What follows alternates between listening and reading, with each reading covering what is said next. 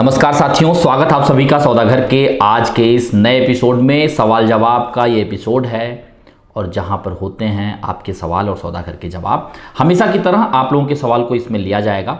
इससे पहले मैं आप सभी को बता दूं कि आपको सौदागर सब्सक्राइब करना अनिवार्य है, जिससे आपको पता चल सके जो सवाल आप पूछते हैं उसका जवाब मिला या नहीं मिला। नहीं मिला तो आप कमेंट सेक्शन में दोबारा बताएं। जैसे हमने आप लोगों को बताया, हमने शुरुआत की है शॉर्ट्स वीडियो की, उसके माध्यम से भी आप लोगों तक हम लोग रिव्यू वीडियोस ला रहे हैं, लोकेशन वीडियोस ला रहे हैं। बाकी डिटेल वीडियो तो आप लोगों के सामने आ ही रहा है। और कल ही आप लोगों के लिए ला रहे हैं वाकड़ से लेके हिंजौड़ी फेज 1, फेज 2, मानगांव फेज 3 तक का पूरा एरियल व्यू, वहाँ के बारे में इंफॉर्मेशंस, तमाम फैक्ट्स आपको उससे मिलने वाले हैं। तो चैनल को सब्सक्राइब करके बेल आइकन प्रेस करें, जिससे कल आप ये वीडियो ना छोड़ें। तो चलिए शुरुआत करते हैं इस सवाल जवाब सेशन की। किरण यादव जी ने पूछा, sir your videos are very informative and efforts taken by you are really commendable. Hats off to you. Thank you so much Kiran ji. I have 2 questions. पहला सवाल जो आपका है वो आपने पूछा है, please advise the difference between articles of agreement and agreement to sale. I have purchase flat and builder is using the term articles of agreement in the flat registration agreement. देखिए किरण यादव जी, कई बार जब आप किसी से फ्लैट खरीद रहे हैं, खासकर जब डेवलपर से, तो कई बार जो है डेवलपर आपको खुद एक तरीके से फाइनेंस करता है, यानी कि धीरे धीरे आपको पैसों को जो है बैंक को ना देने के बजाय आप डेवलपर को दीजिए। उसमें कुछ बुलेट पेमेंट्स भी बनाए जाते हैं, क्वार्टरली आपको कुछ ज़्यादा पेमेंट करने होते हैं। इस तरीके से भी चीज़ों को आगे बढ़ाया जाता है। ऐसी स्थिति में भी आर्टिकल्स ऑफ एग्रीमेंट किया जाता है, यानी कि आपको ये पूरा का पूरा पैसा देना है, उसके बाद आपके नाम पे डीड ट्रांसफर होगी। कई सर्टेन केसेस में भी आर्टिकल्स ऑफ एग्रीमेंट किए जाते हैं, यानी कि जिससे ये बताया जाता है कि अभी आपका पूरा कंडीशन कंप्लीट नहीं हुआ है, यानी आपकी तरफ से सारे पैसे डेवलपर की तरफ नहीं गए हैं, कुछ चीज़ें बाकी हैं। और जैसे जैसे वो एक तरीके से कंस्ट्रक्शन लिंक प्लान होता है, सीएलपी होता है, जब वो चले जाएंगे तब वो उनका डीड ट्रांसफ़र करेंगे। तो ऐसी स्थिति में उसको आर्टिकल्स ऑफ डीड का प्रयोग किया जाता है, पर ये बहुत रेयर किया जाता है। आगे आपने जो सवाल किया है, I have purchase flat and okay, दूसरा सवाल आपका है, there is five star hotel proposed in front of the residential project. What is the impact of such commercial property on the residential project from the end users point of view regards. देखिए किरण जी, पहली चीज़, ये individual choice है। कई लोगों को इसमें अच्छा भी लग सकता है कि सामने होटल है, कभी शादी ब्याह हो रहे हैं, कभी कुछ अलग अलग फंक्शन हो रहे हैं। लेकिन ज़्यादातर समय पे क्या होगा, कुछ दिनों के लिए ठीक है, कुछ समय के लिए ठीक है, लेकिन लगातार अगर आपके रेजिडेंशियल अपार्टमेंट के साथ या सोसाइटी के बिल्कुल पास में अगर है ये, तो कहीं ना कहीं ये आपके लिए एक डिस्टर्बेंस भी क्रिएट कर सकता है, क्योंकि जो साउंड लेवल है, जो वहाँ की भीड़ भाड़ है, उस पर आप कंट्रोल नहीं कर सकते। कुछ समय के लिए अच्छा लग सकता है, लंबे समय के लिए ये चीज़ होना, ये शायद आप लोगों के लिए कुछ प्रॉब्लम क्रिएट कर सकता है आगे के लिए। लेकिन इसमें ये चीज़ जरूर इंश्योर कर लीजिए, क्या उसका इम्पैक्ट, साउंड का इम्पैक्ट, वहाँ की भीड़ भाड़ का इम्पैक्ट आपको सच में होने वाला है या फिर हम सिर्फ एज्यूम कर रहे हैं। कई बार मान लीजिए उसका लोकेशन थोड़ा सा साइड में हो, या फिर आपके पीछे पूरा बैक साइड सिर्फ जो है फेस कर रहा हो, तो ये चीज़ पहले इंश्योर कर लीजिए। लेकिन अगर वहाँ पे रेजिडेंशियल अपार्टमेंट है बिल्कुल बगल में, जैसा आप कह रहे हैं कि 5-स्टार होटल, उसके जस्ट पीछे आपका अपार्टमेंट है, तो ये लंबे समय के लिए प्रॉब्लम क्रिएट कर सकता है, क्योंकि लगातार ये चीज़ें होना आपको अच्छा नहीं लगेगा। अगला सवाल लेते हैं। इन्होंने ACME जो है यूज़ किया है, शायद चैनल का नाम है academic council of mechanical engineering. आप लोगों से अनुरोध है कि अपना नाम भी ज़रूर बताएं सवाल लिखते समय। आपका सवाल है, dear sir, you are really helping home buyers. My question is that the registration fee stamp duty has to be paid only after OC received and at the time of possession. However, some builder asked to register sale deed and pay registration amount within 30 days of allotment of apartment. देखिए, पहली चीज़ आपको ये चीज़ समझना अनिवार्य है कि महाराष्ट्र में, बाकी स्टेट्स में कुछ ऐसे स्टेट्स हैं जहाँ पे आपको स्टैम्प ड्यूटी पोजीशन के टाइम पे करना, जैसा आपने लिखा है। महाराष्ट्र में क्या है, जब भी आप प्रॉपर्टी खरीद रहे हैं, प्रॉपर्टी खरीदने के आफ्टर रेरा तो ये हो चुका है कि भाई जिस दिन आपको वहाँ पे एक तरीके से बुकिंग आपने कर लिया है और आपको वहाँ पे एक लेटर दे दिया गया है कि भाई अब आप फॉर्मली इस फ्लैट के ओनर बन चुके हैं, कंडीशन ये है आपको इस समय पे पेमेंट देना है, जिसको आप अलॉटमेंट लेटर के नाम से भी जानते हैं। उस दिन से 30 दिन के अंदर आपको एग्रीमेंट करना होता है। सर्टेन केसेस में इसमें एक्सटेंशन मिल जाते हैं। तो आप ये समझ के चलिए जिस दिन आपका एग्रीमेंट हो रहा है उस समय आपको स्टैम्प ड्यूटी पे करना ही पड़ेगा और इसमें कोई भी रियायत आप नहीं ले सकते हैं। हाँ, अलॉटमेंट लेटर के डेट से आपको एक्सटेंशन मिल सकता है कि 2-4 महीने का एक्सटेंशन मिल जाए एग्रीमेंट करने के लिए, लेकिन एग्रीमेंट के पहले आपको रजिस्ट्रेशन और स्टैम्प ड्यूटी पे करना अनिवार्य है। 30,000 रुपये आपका रजिस्ट्रेशन चार्ज रहता है, स्टैम्प ड्यूटी 6% इस समय चल रहा है और 30,000 रुपये जो है ये एक तरीके से मैक्सिमम अमाउंट है रजिस्ट्रेशन की। अगर आपका एग्रीमेंट कॉस्ट 25 लाख है तो उसका 1% ही लगेगा, यानी कि 25,000। पर ज़्यादातर केसेस में क्योंकि प्रॉपर्टी कॉस्ट जो है 30 लाख के ऊपर एग्रीमेंट कॉस्ट होते हैं तो 30,000 आपका रजिस्ट्रेशन चार्ज चला जाता है। बाकी जो रहा जीएसटी वो आपका प्रो रेटा बेसिस पे जाता है, यानी कि जितना पेमेंट आप अपने पॉकेट से रिलीज कर रहे हैं उतना ही जीएसटी उस पर आपको देना होता है। आगे चलते हैं। अगला सवाल है, one more thing, now I invested in apartment and when on the date of registration I want to register the apartment in the name of some other candidate, the builder charge transfer fee from the original buyer, is it possible to change this term in sale deed allotment letter where the builder put this condition. देखिए, पहले सवाल में ही इसका भी थोड़ा जवाब है, क्योंकि आप ये एक्सपेक्ट कर रहे हैं कि मेरा स्टैम्प ड्यूटी और एग्रीमेंट तब होगा जब मुझे पोजीशन मिलेगा, लेकिन यहाँ तो आपके अलॉटमेंट लेटर से 1 महीने के अंदर ही ये चीज़ें होने वाली हैं, या फिर थोड़ा एक्सटेंशन 1-2 महीने का लेने के बाद भी आपका वो होने ही वाला है। तो अगर आप ये क्लॉज निकलवा भी लेते हैं किसी तरीके से, तो जो जिसके नाम पे वो रजिस्ट्रेशन आप कराना चाह रहे हैं वो 2 महीने के अंदर ही कराना होगा, 1 महीने के अंदर ही कराना होगा। आप इस क्लॉज को हटाने की बात इसलिए भी कर रहे होंगे क्योंकि ज़्यादातर समय पे प्री रेरा ऐसे ही होता था कि मैंने प्रॉपर्टी ले ली, मैंने बुक कर लिया, 8 महीने, 10 महीने, 12 महीने तक मैंने उसका एग्रीमेंट नहीं कराया। बिल्डर की जो डिमांड आती गई उसका लमसम पेमेंट कर दिया, या फिर at the time of booking मैंने 40-50% देके सस्ते में प्रॉपर्टी बुक कर ली। और अब अगर मुझे उस पर मुनाफा कमाना है, मान लीजिए 70 लाख की प्रॉपर्टी थी, 60 लाख में हमने बुक कर लिया क्योंकि हमने डाउन पेमेंट कर दिया 50%, 30 लाख रुपए का। अब वो प्रॉपर्टी जो मार्केट कॉस्ट वो 70 लाख है, लेकिन हमने उसको 60 लाख में बुक किया है। मैं 10 महीने रुकता हूँ, प्रॉपर्टी कॉस्ट 62 लाख, 65 लाख, 67 लाख, जैसे ही थोड़ा बढ़ता है 5-6 लाख रुपए, मैंने तो 30 लाख इन्वेस्ट किए हैं। मैं तुरंत बिल्डर से बात करता हूँ और उसको किसी नए बायर को भेज देता हूँ। मान लीजिए मिस्टर एक्स एंड वाई के नाम पे बुक था, एक्स वाई, अब वो जेड एक्स के नाम पे जो है बुक करना है, तो अब वो जो है जेड एक्स के नाम पे डायरेक्ट एग्रीमेंट करेगा डेवलपर, और इसको रिफंड मिल जाएगा 30 लाख रुपए का, प्लस जो बीच का मार्जिन मनी है, यानी कि जो 60 लाख की प्रॉपर्टी 65 लाख की हो गई, वो 5 लाख रुपए कैश में ले लिया जाता था, या फिर ये जो पहला बायर था वो किसी और के अकाउंट में चेक ले लेता है 5 लाख रुपए का बायर से, तो उसको भी फायदा हो गया। ये बताया जाता है कि भाई आप अगर ये प्रॉपर्टी लेते हैं, ये पर्टिकुलर फ्लैट, तो आपको थोड़ा सस्ता मिलेगा क्योंकि मार्केट प्राइस इतनी है, तो इसमें भी इसका भी फायदा हो गया और नए बायर का भी फायदा हो गया, ऐसा दिखाया जाता था। और जो पुराना बायर था वो कैंसिलेशन मेल डाल देता था डेवलपर को, तो डेवलपर ये प्रूव करता था कि हमने इससे 30 लाख रुपए लिए थे, लेकिन बाद में इन्होंने एग्रीमेंट किया नहीं, कैंसिल कर दिया, इसलिए हमने इनका पैसा रिफंड कर दिया। और 5 लाख तो रिकॉर्ड में है ही नहीं गया, क्योंकि उसे या तो कैश लिया जाता था या फिर किसी और के अकाउंट में वो ट्रांजैक्शन किया जाता था। तो वो उस समय पॉसिबल था, लेकिन पोस्ट रेरा ये चीज़ें नहीं हो पा रही हैं। अगर हो भी रही होंगी तो एक अलग लेवल पे हो रही होंगी, या फिर उसमें इन्वेस्टमेंट क्लॉज डाल के ये काम किया जा रहा होगा। लेकिन आज के सिचुएशन में आपके दूसरे सवाल का जो मेन मुद्दा है कि भाई दूसरे का नाम उसमें डलाया जा सके, दूसरे के नाम पे एग्रीमेंट कराया जा सके, नेम स्विच हो सके, उसके नाम पे चार्जेस ना ले डेवलपर, तो भाई आपका तो एग्रीमेंट पहले ही करना पड़ रहा है। और रेरा आ जाने के बाद ये चीज़ें लगभग असंभव सी हैं।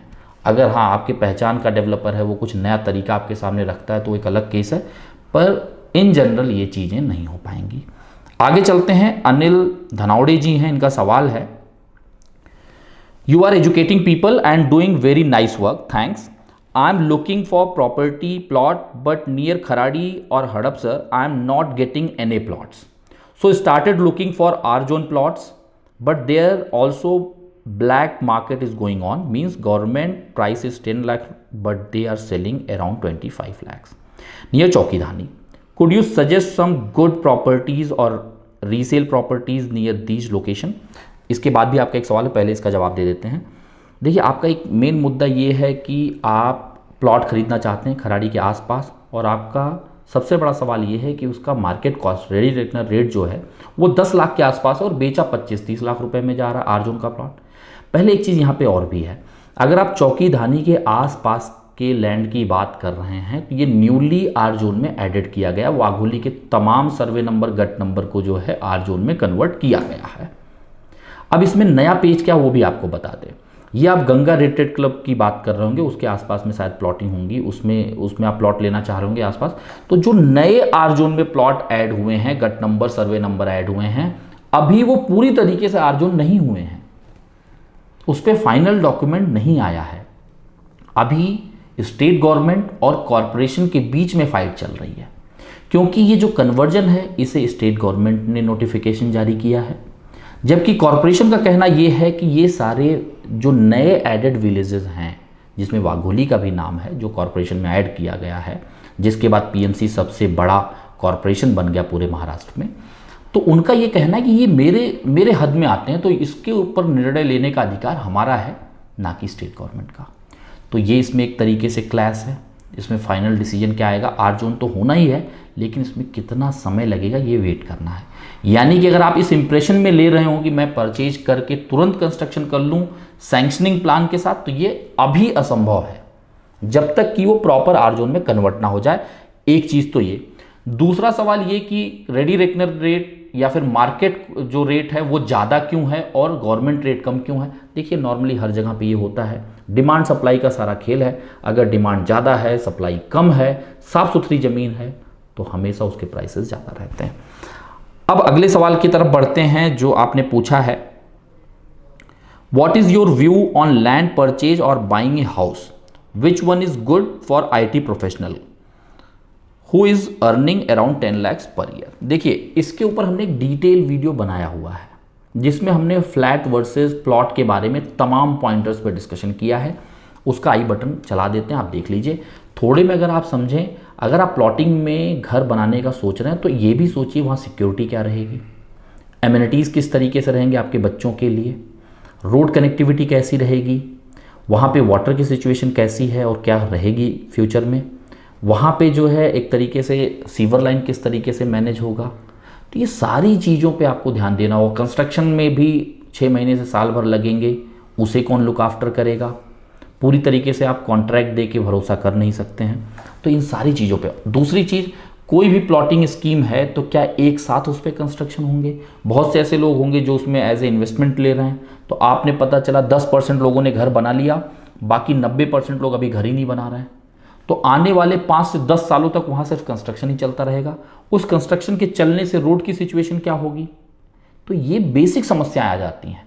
ज़मीन लेके घर बनाना एक अच्छा ऑप्शन है, लेकिन समस्या ये है कि यहाँ पे गवर्नमेंट बॉडी जो है इसे डेवलप करके आपको नहीं बेचती हैं, या तो इसे प्राइवेट बॉडी बेचती हैं या फिर उसे NA करा के बेचा जाता है, लेकिन वहाँ पे ये सिक्योरिटी नहीं है कि उसका कंस्ट्रक्शन कैसे और कब और कितने टाइम लिमिट में होगा। हाँ, ऐसी जगह अगर आप प्लॉट ले रहे हैं जहाँ पे एग्रीमेंट में ही मेंशन कर दिया जा रहा है कि आपको विदिन 3 ईयर विदिन 4 ईयर यहाँ पे कंस्ट्रक्शन करना अनिवार्य है, तो फिर तो जाहिर सी बात है कि 4 साल बाद यहाँ पे सारे के सारे लैंड पार्सल पे, सारे प्लॉट्स पे जो है मकान बन चुके होंगे और आप 4 साल के बाद आराम से सुकून से वहाँ रह पाएंगे। क्योंकि ये इंपॉर्टेंट क्यों है, अगर मान लीजिए 70% 80% लोग वहाँ पे घर नहीं बनाते हैं तो आपके पास मेंटेनेंस का भी पैसा नहीं आएगा। अगर मान लीजिए सोसाइटी में एमिनिटीज़ हैं, उसको मैनेज कैसे करेंगे आप, क्लीनिंग कैसे आप मैनेज करेंगे, वाटर सप्लाई कैसे मैनेज करेंगे, क्योंकि कुछ चुने हुए लोग तो इतना ज़्यादा फंड जो है अरेंज नहीं कर सकते हैं। सिक्योरिटी कैसे अरेंज करेंगे, क्योंकि उन्हीं लोगों पे लोड बनेगा जो शुरू में कंस्ट्रक्शन कर रहे हैं। इसलिए ऐसी जगह प्लॉट लीजिए अगर आप एंड यूज पर्पज से ले रहे हैं, जहाँ पे एग्रीमेंट में ये क्लॉज हो कि with in the time limit जो डिसाइड कर रहे हैं वो एग्रीमेंट में मेंशन हो और उसमें वो मकान बन जाए वहाँ पे। अदरवाइज अगर आप ऐसे गुंठेवारी में ले रहे हैं जहाँ पे क्लॉजेज मेंशन नहीं है, जहाँ पे अभी इंफ्रास्ट्रक्चरल डेवलपमेंट का बाकी जो मैंने सिक्योरिटी वगैरह की बात की वो नहीं है, तो फिर ये एंड यूज़ के लिए नहीं हो सकता। इन्वेस्टमेंट के लिए आप भले उसे यूज़ कर लें। प्लस उसमें डॉक्यूमेंटेशन प्रोसेस क्या रहेगा इसके बारे में भी समझ लें। आपके नाम पे 7/12 होगा या नहीं होगा ये भी समझ लीजिए। इन्वेस्टमेंट के लिए देख रहे हैं तो गुंठेवारी में मत जाइए, 7/12 नहीं होगा, कंबाइंड 7/12 होगा। इसके लिए आप थोड़े दूर पे जाके प्लॉट लें, जिससे आप 10,000 स्क्वायर फीट 11,000 स्क्वायर फीट के ऊपर ले पाएँ, जिससे आपके नाम पे ग्राम पंचायत में भी नोंद हो जाए, 7/12 फेरफार हो जाए। आगे चलते हैं। अगला सवाल है सार्थक जी का, how much builder can fine penalty on late payment. देखिए, पहली चीज़ सार्थक जी आपको ये बताना चाहूँगा कि ये फिक्स नहीं रहता है। लेट पेमेंट जो है वो एक तरीके से MCLR पे डिपेंड करता है, मार्जिनल कॉस्ट लेंडिंग रेट, जो SBI का होता है, यानी कि RBI किस रेट पे जो है बैंकों को लोन दे रही हैं। नॉर्मली जो है SBI का लोग चेक कर लेते हैं, क्योंकि पब्लिक सेक्टर बैंक है तो ऑथेंटिक रहता है, और उस पर प्लस 1%, 2%, 3% का एक्स्ट्रा जो है ऐड करके आपसे लेट पेमेंट के चार्जेस लिए जाते हैं। ये जब आप बुक करते हैं उस समय भी आप पूछ सकते हैं, अलॉटमेंट लेटर में भी मेंशन होता है और एग्रीमेंट में भी ये चीज़ें मेंशन होती हैं। तो कोशिश ये करिए, जो इनका प्रोफार्मा अलॉटमेंट लेटर है उसे पहले पढ़ लीजिए बिफोर गोइंग इनटू द एक तरीके से ट्रांजैक्शन। क्योंकि अगर आप ट्रांजैक्शन में चले गए, आपने पैसा दे दिया, वहाँ पे आपने साइन कर दिया, फिर तो आपका कैंसिलेशन कॉस्ट भी लगने वाला है। आजकल लगभग सारे बड़े डेवलपर 10% कैंसिलेशन चार्ज आपसे ले रहे हैं, तो आपके पैसे डूबने के चांसेस रहते हैं। तो पहले ये चीज़ इंश्योर कर लीजिए कि उनके यहाँ कैंसिलेशन चार्जेस पेनल्टी क्या है। नॉर्मली ये, जैसा मैंने आपको बताया, MLCR रेट पे जो है MCLR रेट पे जो है चेक किया था, उस पर 1 से 2% एक्स्ट्रा रहता है, यानी कि अभी वो 6.5% के आसपास है। 2% एक्स्ट्रा लेंगे तो 8.5% हो जाएगा। तो आप अंदाज़ा लगा सकते हैं, ये एनुअली है, तो कितना ज़्यादा आपका जो है लेट पेमेंट चार्जेस बनता है। और 90% केसेस में, या मैं कहूँ 95% केसेस में तो गलत नहीं होगा, डेवलपर इसे वेव ऑफ कर देते हैं अगर आप उनसे रिक्वेस्ट कर लें। लेकिन बहुत ज़्यादा टाइम लिमिट के लिए है और आपने लिटरली जितना पेमेंट ड्यू था उसका बहुत कम अमाउंट दिया हुआ, तो कई केसेस में डेवलपर इससे आपसे लेट पेमेंट का चार्जेस लेते ही हैं। लेकिन बुकिंग से पहले जो लोग भी ये वीडियो देख रहे हैं, ये चीज़ इंश्योर कर रहे हैं कि लेट पेमेंट चार्जेस क्या हैं। क्या आपका पेमेंट लेट हो सकता है, डिले हो सकता है, क्योंकि आपको फंड कहीं मल्टीपल जगहों से अरेंज करना पड़ सकता है, लोन कराने में देरी हो सकती है, तो क्या उसके चलते लेट पेमेंट चार्ज लगेंगे। इसके बारे में अगर आप शुरू में ही बात कर लेंगे तो वो ज़्यादा अच्छा होगा। उसी हिसाब से आप उनसे टर्म कंडीशन पर डिस्कस कर लीजिए। आगे चलते हैं। सुब्ज महाजन जी है, इनका सवाल है, hello sir, I would like to inform you I love Saudagar channel since beginning. Thank you so much सुब्ज ji. I have one question. I booked one flat in Moshi before I apply for home loan. Kotak Bank offered 6.5% interest rate. After submission of all documents in last stage, they said, sorry, this offer is over now. Revised rate is now 6.7%. It's fraud because I see too many people arguing regarding the same in bank and I buying pre-owned flat. तो आपका ये दूसरा सवाल दोबारा आगे लेते हैं, पहले इसका जवाब दे देते हैं आपको। देखिए, पहली चीज़, जब आप किसी लंबे समय के लिए लोन टेन्योर में जा रहे हैं तो किसी लंबे चलने वाले बैंक पे भरोसा करिए। मेरा ये कहना नहीं है कि कोटक महिंद्रा बैंक ख़राब है या अच्छा नहीं है, लेकिन इतना ज़्यादा इन्होंने होम लोन नहीं प्रोवाइड किया होगा जितना कि बाकी बैंक हैं जो लगातार चलते जा रहे हैं, क्योंकि ये लोन तो अभी आपका शुरू हो रहा है तो आप ये चीज़ें फेस कर रहे हैं। ये लंबे समय तक 10 साल, 15 साल, 20 साल तक के लिए आप लोन ले रहे हैं। कल को अगर इन्होंने रेट ऑफ इंटरेस्ट बढ़ाते चले गए तो क्या करेंगे आप? बाद में कुछ रूल रेगुलेशन चेंज हो, उसके हिसाब से इनके रेट ऑफ इंटरेस्ट बदल जाएं। अगर आप प्री पेमेंट चार्ज करने जाओ, उसमें कुछ अलग से इन्होंने पेंच लगा दिया हो एग्रीमेंट में। तो ये चीज़ें पहले समझ लीजिए, उसके बाद ही अप्लाई करिए। 6.5%, 6.4% दे रहे हैं, इस पर मत जाइए। अगर ये देंगे भी तो 2-4 महीने में ये चेंज ही हो जाएगा, क्योंकि RBI जो जिस रेट पे बैंकों को लोन दे रही है उससे कम रेट पे कैसे ये लोग दे सकते हैं। ये जाहिर सी बात है कि कुछ बैंक शुरू में घाटा, नुकसान उठा के आपको लोन ज़्यादा से ज़्यादा बांटने के लिए ऑफर देते हैं और 5-6 महीने के बाद फिर उस पर रिवीजन आ जाता है। कोई भी इंसान ऐसा नहीं जो पूरे एग्रीमेंट को, सारी चीज़ों को डिटेल में पढ़े कि उनके टर्म कंडीशन क्या है। 2-4 लाइन, 5 लाइन, 2 पेज, 3 पेज हम पढ़ के उसे छोड़ देते हैं, पर उसमें सारी चीज़ें मेंशन है, वो चेंज कर सकते हैं और इनका अधिकार है कि जो RBI से जिस रेट पे ये लोग बैंक जो है लोन ले रहे हैं, पैसे ले रहे हैं, उससे अधिक रेट पे आपको दे सकते हैं। ये तो उनका अधिकार है, ये रूल भी है। तो जाहिर सी बात है कि वहाँ से अगर लेंडिंग रेट से भी कम ये लोग ऑफर कर रहे हैं तो कुछ समय के लिए ऑफर कर रहे हैं। तो आप ये मान के चलिए अगर आप 6.7% में कन्विंस हो तो आप आगे प्रोसीड कर सकते हैं। लेकिन मेरा ये कहना है रिलायबल बैंक के साथ जाइए, जहाँ पे चीज़ें वो लोग ज़्यादा से ज़्यादा डिस्क्लोज करते हों, ज़्यादा इन्फॉर्मेशन आपके सामने ओपन रहता हो, तो आप ज़्यादा सेफ रहेंगे।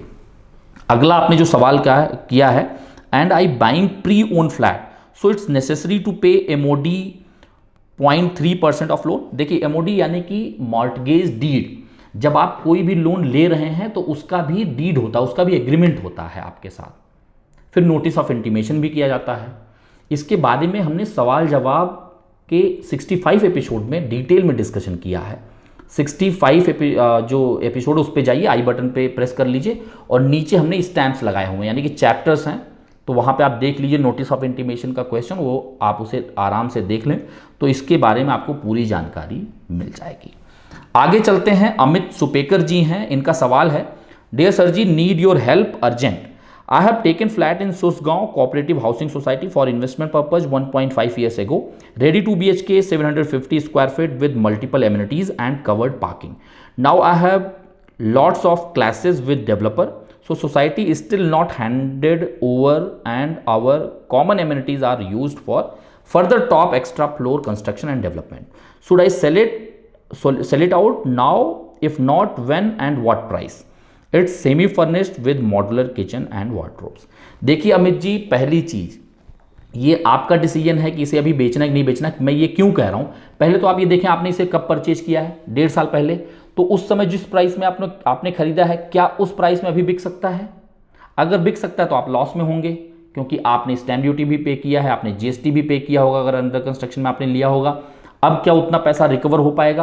अगर आपने लोन लिया होगा तो उस पर रेट ऑफ इंटरेस्ट आपने जितना पे किया, क्या वो ऐड करके मिल रहा है? तो ही दोनों की प्राइस बराबर होगी। क्योंकि अगर आपने 60 लाख की प्रॉपर्टी ली होगी एग्जाम्पल, और उस पर आपने जो है 5 लाख रुपए का इंटरेस्ट पे कर दिया, तो अगर आपको 65 लाख रुपए मिल रहे हैं तो आप बराबर हैं, नो प्रॉफिट नो लॉस। लेकिन 60 में बिक रहा है तो आपका 5 लाख रुपए का लॉस है।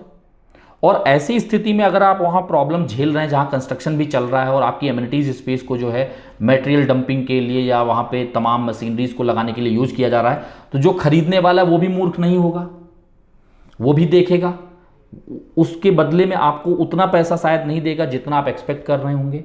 तो मुझे लगता है इसमें अभी आपको वेट करना चाहिए, लेकिन वेट इस आधार पर करिए कि जो वहाँ पर कंस्ट्रक्शन चल रहा है वो कितने और समय तक चलेगा। अगर वो 2-2.5-3 साल में पोजीशन दे रहे हैं और आपकी कोऑपरेटिव हाउसिंग सोसाइटी फॉर्म हो जा रही है, तब तो कोई दिक्कत नहीं, क्योंकि आपकी सारी एमिनिटीज़ फंक्शनल हो जाएंगी। फर्दर उसमें कंस्ट्रक्शन नहीं होगा तो शायद आपको उसमें ज़्यादा अच्छे पैसे मिल जाएंगे, क्योंकि जो भी इंसान आएगा उसको नीट एंड क्लीन दिखेंगे, सारी एमिनिटीज़ वर्किंग कंडीशन में दिखेंगी, तो आपको पैसे ज़्यादा मिलने की संभावना है। दूसरा, अभी अगर आप वहाँ रेकी कर लें कि रेंटल यील्ड क्या आपको मिल पा रहा है उस सोसाइटी में, जितने लोगों ने भी रेंट पे दिया हो या आप रेंट के लिए ट्राई कर रहे हो, तो वहाँ रियल अमाउंट क्या है रेंटिंग के लिए। अगर वो सेटिस्फैक्ट्री है तो कुछ समय आप उसे रेंट पे खींच लीजिए आगे तक, और उसके बाद जब सोसाइटी फॉर्म हो जाती है तब आप बेचने की कोशिश करेंगे तो आपका एप्रिसिएटेड अमाउंट मिलने की संभावना ज़्यादा होगी। अभी इस स्थिति में 1.5 साल में फ्लैट लेके बेचना, ये मैं नहीं कहूँगा कि ये समझदारी रहेगी, क्योंकि इसमें आपके लॉस होने के चांसेस बहुत ज़्यादा हैं। तो लॉस में आप एग्जिट करेंगे, ये मेरी तरफ से सजेशन नहीं रहेगा। लेकिन कंडीशन मैंने ये रखा है कि आप ये चीज़ ज़रूर इंश्योर कर लें कि वो सोसाइटी कितने समय पे पूरी तरीके से बन के तैयार हो जाएगी, इसके बाद ही आप अपना अगला स्टेप। अगर वो 5 साल लगाने वाले हैं कंस्ट्रक्शन करने में अलग अलग फेजेज़ में और आपको लगता है यही सिचुएशन परसिस्ट रहेगी, तो देखिए लमसम जो पैसा मिल रहा हो, जो गलती होनी थी हो चुकी, एग्जिट हो जाइए। लेकिन अगर 2-3 साल में वो बना के हैंड ओवर करने वाले हैं पूरे सोसाइटी को, तब तो बिल्कुल आपको वहाँ पर रुकना चाहिए। साथियों, आपके मन में जो भी दुविधा है हम तक लिखकर जरूर बताएं। अपना आशीष, अपना आशीर्वाद सौदागर के साथ बनाए रखें। यदि अच्छा लगे प्रयास तो लाइक और शेयर जरूर करें। जल्द मिलेंगे एक नए वीडियो के साथ, एक नई जानकारी के साथ। तब तक के लिए धन्यवाद, नमस्कार।